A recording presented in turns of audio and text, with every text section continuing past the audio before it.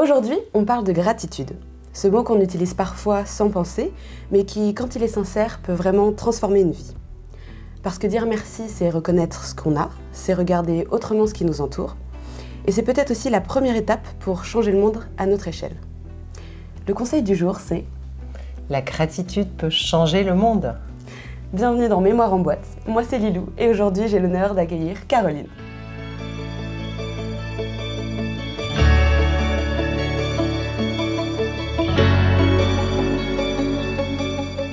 Bonjour Caroline, je suis trop contente que tu aies accepté et très honorée que tu aies accepté de participer à mon podcast.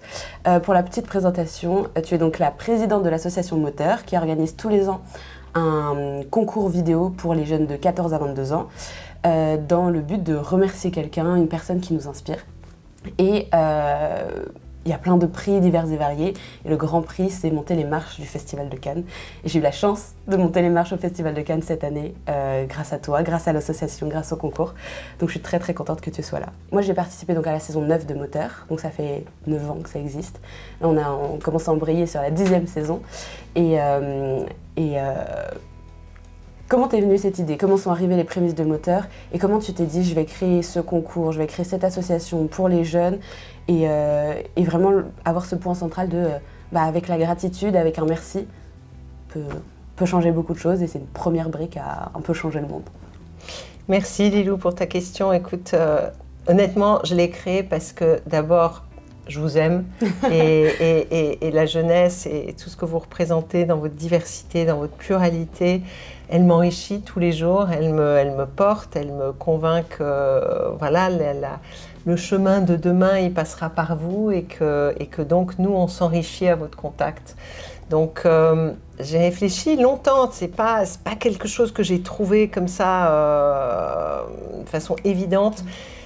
Je voulais faire quelque chose pour les jeunes à un moment clé qui est cette construction de l'adolescence entre 14 et on l'a poussé jusqu'à 22 parce que finalement l'adolescence c'est ces moments où on doute, où on cherche, où on se demande qui on est, qui on va devenir, d'où on vient, où on va aller, comment. Et donc c'est une période charnière de la vie.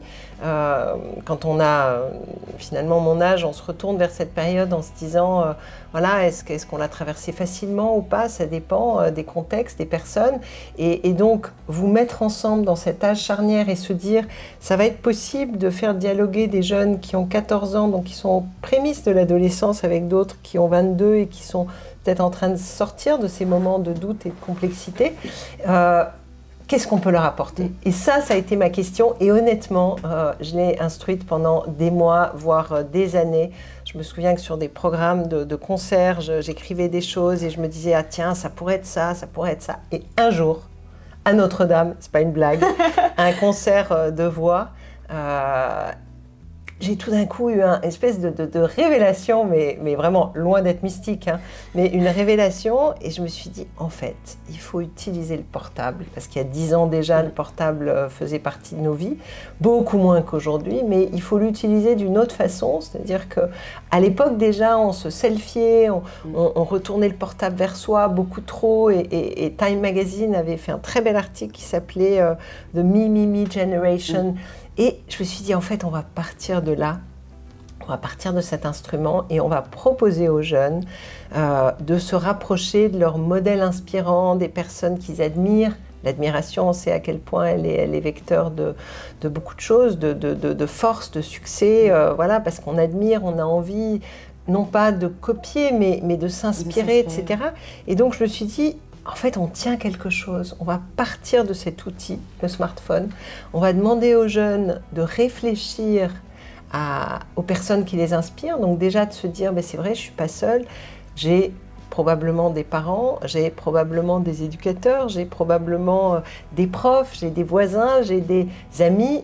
Et ces personnes-là, je vais leur proposer de leur dire merci avec un film, et ça je sais faire parce que j'ai l'outil dans la poche, c'est pas discriminant, parce que même à l'époque, quasiment tous les jeunes avaient un smartphone dans la poche, donc comme c'était un projet d'égalité des chances, et que mon obsession c'était l'inclusion, la mixité, etc., il fallait que l'outil soit partagé par tous. Voilà comment c'est né, mais en cherchant longtemps. C'est Incroyable déjà. Et du coup, tu penses que justement ce fait de oser dire merci à quelqu'un, prendre le temps d'écrire son texte, etc. Tu penses que justement en proposant ce projet, c'était quelque chose de facile justement pour les jeunes, ou justement que c'était un peu une sorte un peu de défi aussi de redemander aux jeunes de 14 à 20 ans de se poser et de se dire moi c'est qui m'inspire, pourquoi j'ai envie de faire mon film sur telle personne ou...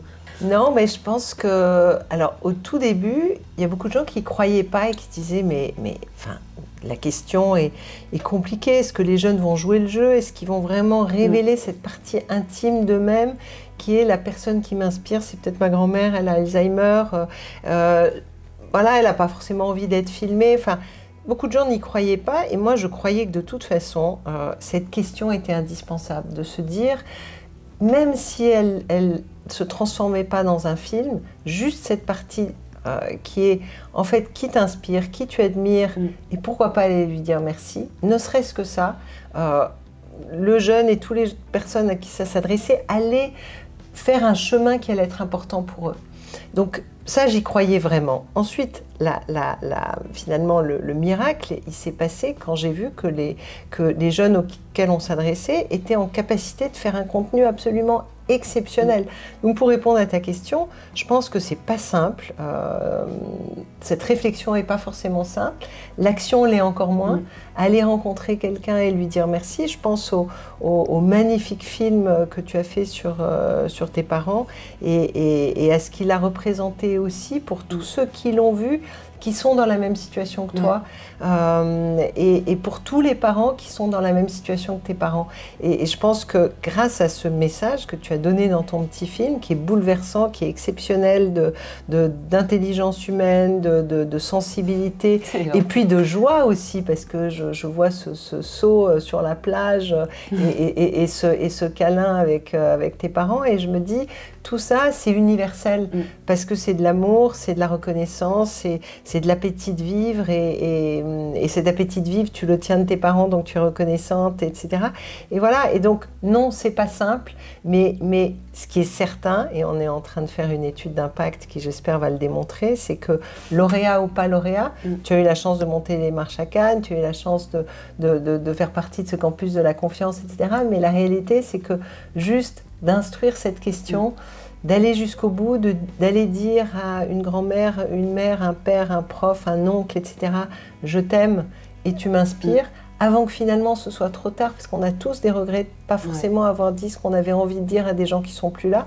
Donc saisir cette occasion, c'est pas simple, mais ce qui m'habite, c'est que je pense que ça transforme durablement le jeune et que ce moment de grâce qui est cette parole de reconnaissance, de gratitude, de merci, de je t'aime, de tu m'inspires ou de je vous admire, elle peut vraiment changer des vies et j'en suis convaincue. Moi franchement en faisant mon film, moi, je dis beaucoup déjà à mes parents que je les aime, j'ai pas de soucis à le verbaliser, je fais beaucoup de câlins à mes parents, il n'y a pas de soucis.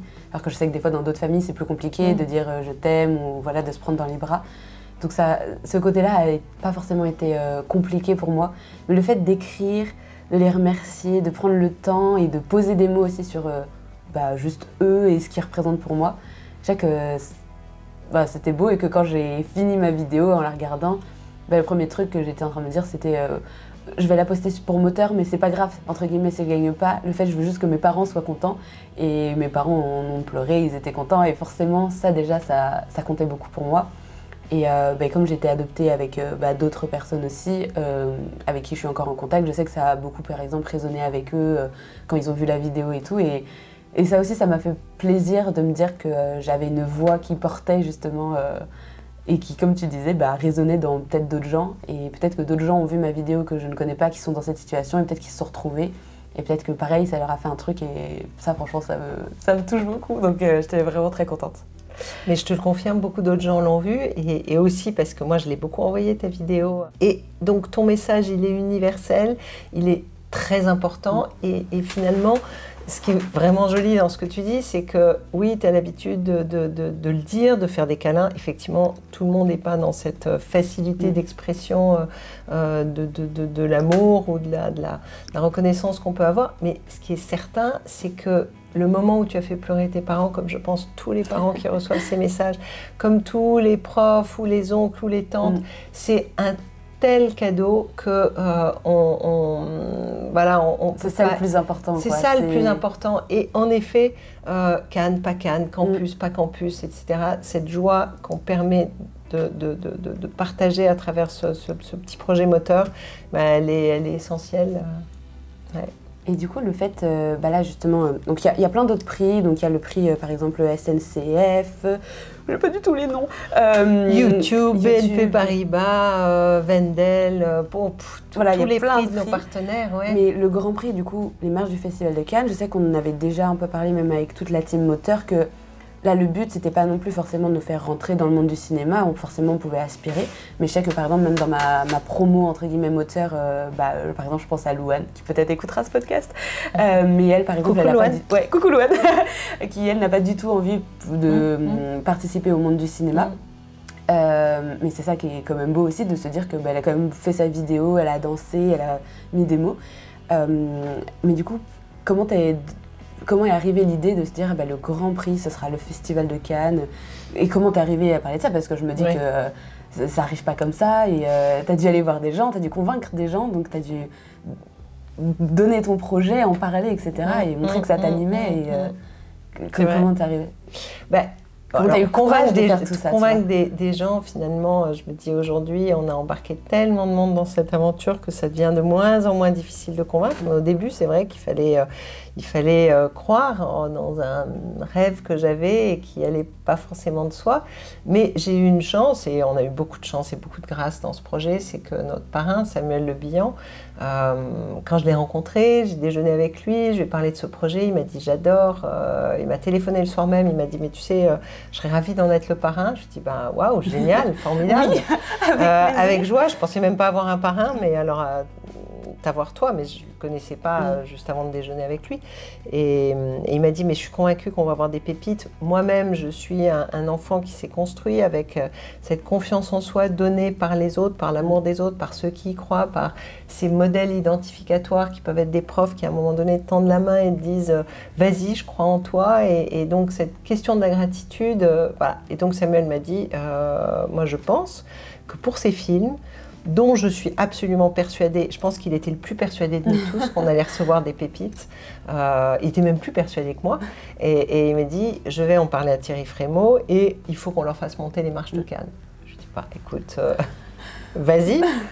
Et donc, il y est allé, il en a parlé à Thierry Frémaux qui lui a dit, bien sûr, je suis tout à fait OK pour recevoir ces jeunes, leur faire monter les marches, etc.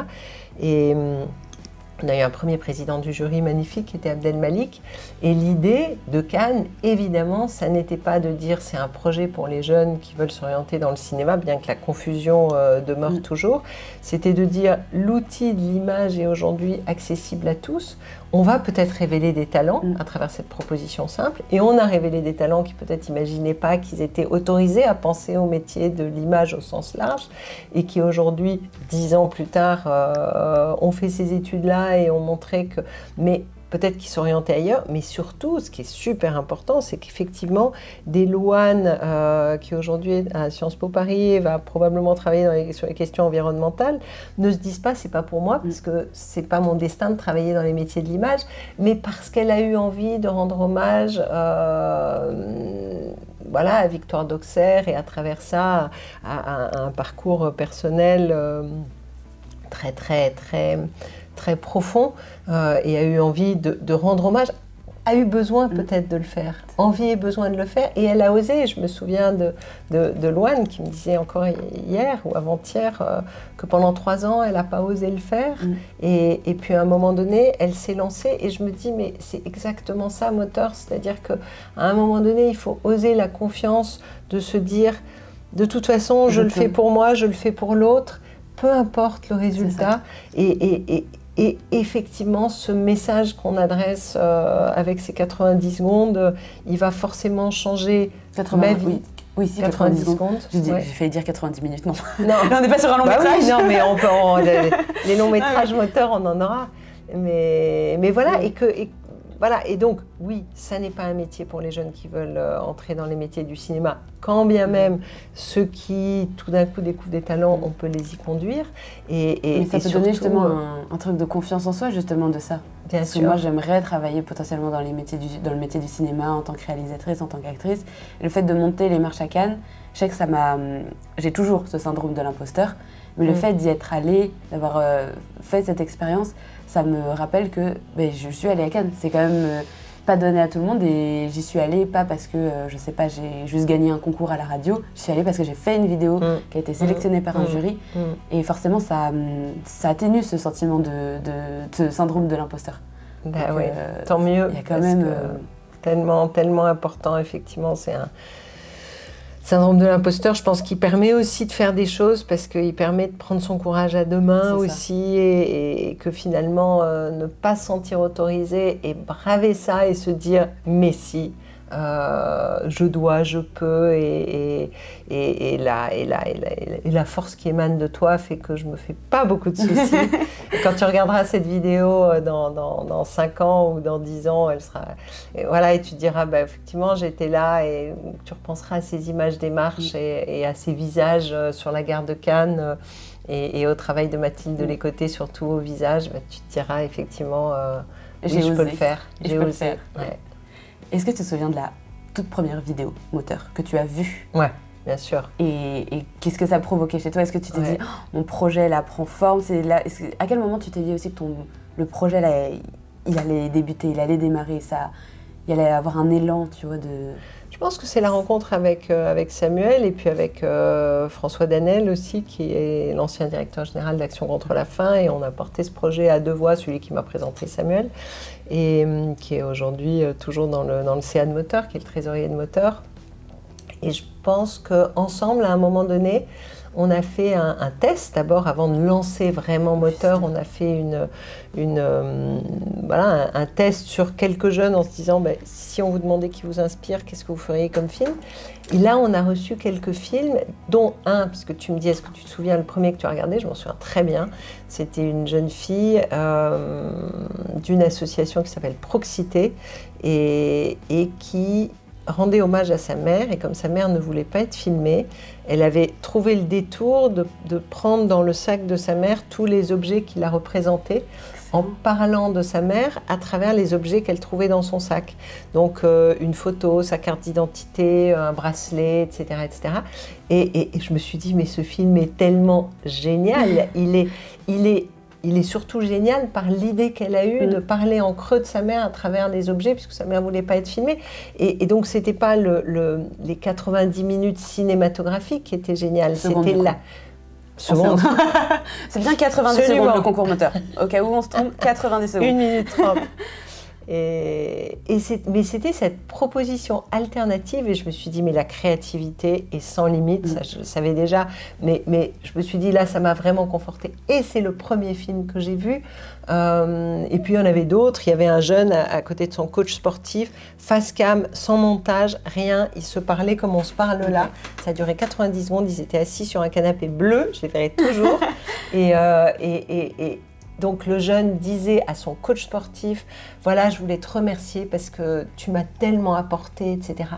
Et le coach sportif, mais il faut que je revoie cette vidéo, d'ailleurs, rien qu'à en parler. Et le coach, à côté de lui, qui était un molosse incroyable, fond en larmes, en direct devant la caméra.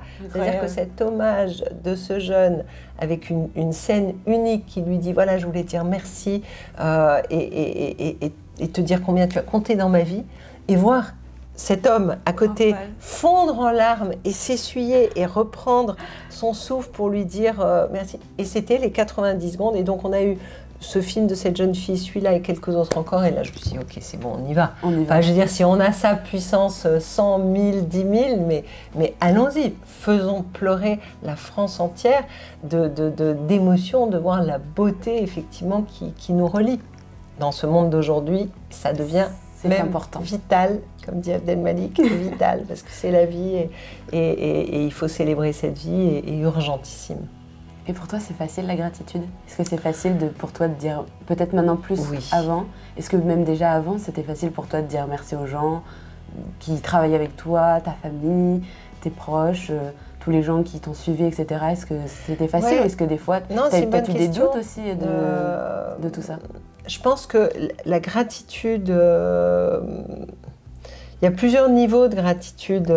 Je pense que je ne sais pas si honnêtement, mes parents ne sont plus là aujourd'hui, je ne sais pas si je leur ai dit merci. Je sais que je les ai énormément aimés, que je leur ai fait beaucoup de câlins, que je leur ai dit que je les aimais. Est-ce que je leur ai dit merci? Je ne suis pas sûre, mais la réalité, c'est qu'aujourd'hui, ils ne sont plus là pour que je leur dise, mais que s'ils m'écoutent, je leur dis vraiment merci. Donc non, je pense que le merci, il est quand même... c'est quand même pas quelque chose le grand merci, celui qui vient du cœur, ce merci profond. Oui, pas le merci poli, juste... Pas le merci parce qu'on te propose un verre d'eau, on tient la porte, mais ce grand merci, il est pas si facile, et puis finalement, on n'y pense pas forcément. Comme on ne pense pas forcément à retourner dans son passé en disant mais finalement telle personne a été incroyable, est-ce que je vais bien dire à quel point elle a été incroyable? Donc non, je pense qu'il y a beaucoup de gens à qui j'ai loupé de dire merci, et c'est pour ça qu'aussi je suis tellement contente d'apporter ça pour qu'on n'oublie pas. On n'oublie pas, et qu'on le dise. Et qu'on le dise. Et toi, si tu avais dû faire un film moteur, tu penses que tu l'aurais fait sur qui? J'aurais été dans la même complexité où vous êtes tous, en disant on a tellement de personnes, c'est difficile de choisir, et j'aurais fait, je pense, sur une tante très forte que j'avais, qui a vaincu beaucoup de choses, qui m'a inspirée par sa force, par sa résilience, par son amour des autres, par son courage aussi. Je pense que je l'aurais fait sur elle, et oui, à 15 ans, sûrement, je l'aurais fait sur elle. Celle qui t'a donné la force, justement, de croire un peu en toi, en ce que tu savais faire, en tes capacités. Oui, elle était moteur. Et puis en plus, elle conduisait très vite. Elle faisait tout très vite, et elle osait, et elle bravait beaucoup de choses, et je pense qu'elle m'a beaucoup apporté. Et ouais, j'aurais aimé la célébrer, je pense que je lui ai quand même beaucoup dit merci et je t'aime, mais un film, c'est encore un autre niveau. Ça aurait été, Mais on n'avait pas de caméra à l'époque, on n'avait rien de tout ça. Mais si tu lui as dit, c'est le plus important. Absolument. Absolument. Et justement, dans toute cette aventure, j'imagine que quand même... Moi, je trouve que tu es une femme très charismatique. Voilà, je te le dis aujourd'hui. Je te trouve très charismatique. Je trouve que tu as une toi aussi, Lilou. Toi aussi, incroyable. Tu m'inspires pour ça, vraiment. Là, un clap et le petit extrait sur scène hier. Ouais. Mais j'imagine que je te trouve, tu es une grande femme. Tu as une force de persuasion, je trouve une force de parler incroyable. Quand je te vois sur scène, là par exemple, hier soir, je sais pas, la manière dont tu parles, tout le monde a envie de se taire, personne n'a envie de discuter à côté, on t'écoute. Et j'imagine que quand même un jour dans ta vie, il y a bien eu des moments où tu n'avais pas 100% confiance en toi. Ah oui, c'est bon. Et est-ce que tu te souviens d'une période précise où tu n'avais pas forcément confiance en toi, et peut-être que cette tante, peut-être que d'autres gens t'ont redonné cette confiance? Ouais, non, la confiance.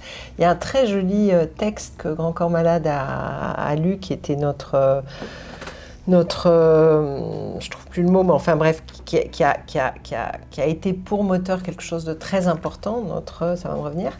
Et le titre, c'était « Ose la confiance ». Et dans ce très beau texte, il y avait la confiance est fragile, elle se gagne, elle se perd, elle est pas, c'est pas quelque chose, loin d'être linéaire. Et il y a des moments dans la vie où on a confiance, il y a même des moments dans la journée où on a confiance, puis il y a des jours où on perd sa confiance, et il y a des moments où on perd sa confiance et on la regagne. Donc c'est vraiment très... C'est précieux, ouais. Oui, à la fois c'est précieux, et oui, évidemment, il y a beaucoup de moments dans la vie où on perd cette confiance. Et oui, évidemment, j'ai beaucoup de souvenirs de perte de confiance, de doute, de moments où on arrive dans une pièce, on rougit, on n'est pas bien. Enfin, évidemment, la confiance, c'est quelque chose qui va, qui vient, et je pense que c'est bien comme ça, parce qu'il faut douter aussi, et puis pour pour se mettre à la place des autres, des moments d'inconfort total, des moments où on n'est pas bien, où on n'est pas en confiance, où on n'est pas... c'est super important et voilà, enfin, je défie quiconque de dire, moi, toute ma vie, j'étais super confiant.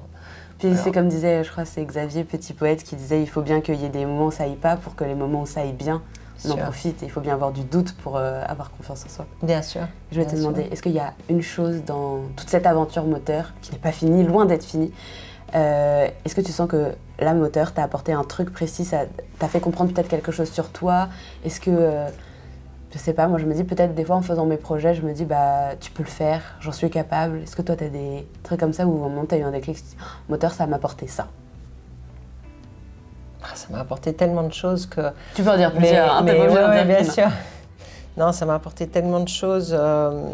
Et évidemment, la capacité de convaincre à partir d'une idée un peu farfelue, d'embarquer des gens dans l'aventure, d'embarquer des personnalités que j'admirais tellement de loin, enfin Abdel Malik que j'admirais, Grand Corps Malade, Agnès Jaoui, toutes ces femmes et ces hommes qui ont fait partie de ma construction et qui ont empli ma vie, et puis tout d'un coup de les rencontrer, de leur dire bah voilà, j'ai un projet, est-ce que vous voudriez pas monter à bord, et qu'ils me disent oui. Je me suis dit mais il y a un petit miracle, donc évidemment ça donne encore plus confiance en soi, et puis c'est vrai que je sais pas, c'est une aventure de toute façon qui est effectivement loin d'être finie.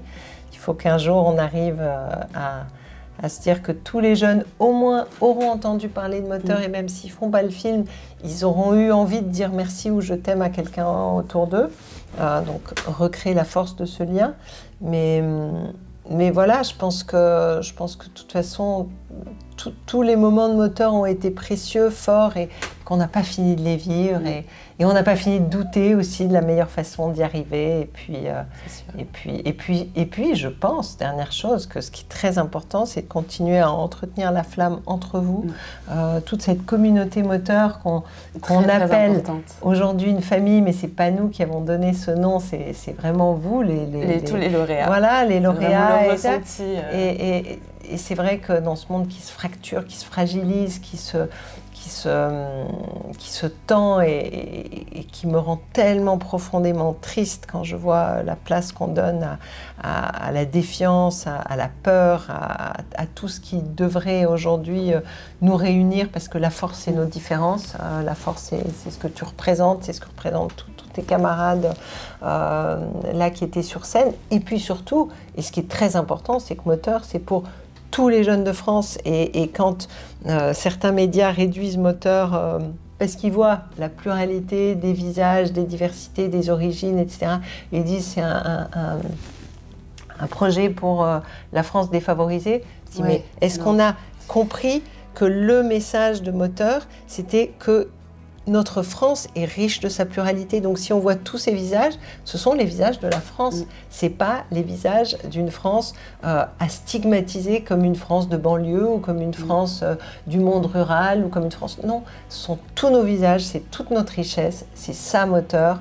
Et en aucun cas, c'est un projet qui stigmatise des jeunes, c'est juste un projet qui propose peut-être aux jeunes les plus fragiles d'oser, parce que finalement, dire merci, recréer ce lien intergénérationnel, pour certains, pour certaines, c'est quelque chose qu'ils ont déjà en eux. Et peu importe la qualité du smartphone, peu importe la qualité du son, c'est la qualité du cœur et du message qui compte. Et ça, pour moi, c'est vraiment là-dessus que mon engagement devient sauvage, parce que je ne supporte pas, ça me rend malheureuse, ça me rend triste quand on peut se dire que Moteur, c'est un projet pour... ça m'est égal si on dit c'est un projet pour les jeunes, pour entrer dans les métiers du cinéma, c'est pas grave, mais c'est un projet pour des jeunes... pour tous les jeunes. Non, pour tous les jeunes, tous. Et vous le voyez d'ailleurs, je veux dire, les 26 que vous êtes, vous représentez tous les jeunes de France, tous. Enfin, voilà, des villes, pas des villes, enfin bref, voilà, tous les jeunes. Est-ce que tu t'autorises à te dire merci à toi, maintenant? À te dire... Ah non, ça j'ai des fois, de te regarder dans le miroir, te dire bah, merci Caroline, merci de faire tout ça, merci d'avoir réussi, merci d'avoir osé. Non, je pense que... Enfin, ouais, non, alors là, vraiment, je ne suis pas du tout dans cet état d'esprit-là de me dire merci. Moi, franchement, le merci, il va à toi, à vous, à tous ceux qui m'accompagnent là-dessus et à mes enfants aussi qui ont vraiment tellement compté dans cette aventure parce que voilà, ils m'ont encouragée aussi et quand même, j'ai pris tellement de temps, ça remplit tellement ma vie au-delà du réel que c'est vrai qu'ils m'ont autorisé finalement à combattre pour vous tous et en m'éloignant quand même pas mal d'eux physiquement pour livrer tout ça. Mais alors me dire merci, non, alors ça, mais c'est tellement pas mon état d'esprit, mais merci à tous les autres. Tu devrais quand même des fois te dire merci. Parce que j'y penserais, c'est trop mignon. Grâce à toi-même, en fait, c'est que tu as réussi à faire tout ça, donc remercie-toi aussi. Non, mais je remercie mes parents de m'avoir donné cette force, tu vois, mais c'est vrai que... Mais tu as raison, probablement, dans des cours de développement personnel que j'avais pu faire, on va se dire, effectivement, il faut arriver à se dire merci. Non, ce que j'aimerais arriver à faire, c'est un peu de méditation, un peu de voilà, parce que c'est vrai que se poser un peu mais... Pouvoir peut-être des fois un peu décrocher, un petit peu lâcher prise. Oui, lâcher prise, ça, c'est pas mal. D'accord. Et du coup, j'ai une petite question. Dans ma petite boîte, donc, mon podcast s'appelle Mémoire en boîte. On met des petits messages pour la personne qu'on était avant. Justement sur la gratitude. J'aimerais que tu écrives un message à la Caroline avant le projet moteur qui réfléchissait à cette idée. Et qu'est-ce que tu lui dirais si elle trouvait ce message-là? Qu'est-ce que tu lui dirais en tant que la Caroline de maintenant? Alors, ne t'inquiète pas. Donc, je me parle. Quand j'avais 10 ans de moins, ne t'inquiète pas, ce sont eux, les jeunes, qui te donneront la force quand tu douteras et quand tu voudras baisser les bras. Ils sont ta force. Merci beaucoup. Je veux bien que tu signes Caroline en dessous. Comme ça, moi, je m'en souviendrai.